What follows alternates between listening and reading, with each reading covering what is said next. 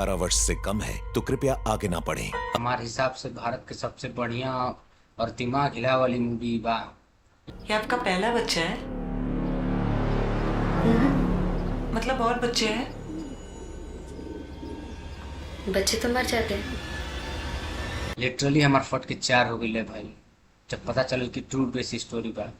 तो जनसंख्या अपडेट खातिर 2 गो लड़की एगो परिवार से मिले जाली कुल ओकली के घर पहुँचते ये दोनों के परिवार से जब बात करे निकुल तो ऐसा लागेला परिवार एकदम साइको बा। वो घर में एगो प्रेग्नेंट महिला रहले ये लोग के ऐसा लागेला कि प्रेग्नेंट महिला और ओकर जौन होखे वाला बच्चा बा वो खतरा में बड़ा सन। जैसे ही दोनों घर से निकले के प्रयास करे निकुल बारिश आ जाला दोनों हजू फंस जाली सन। अभी परिवार जौन साइको बा वे कुल साथे का कर सकेला।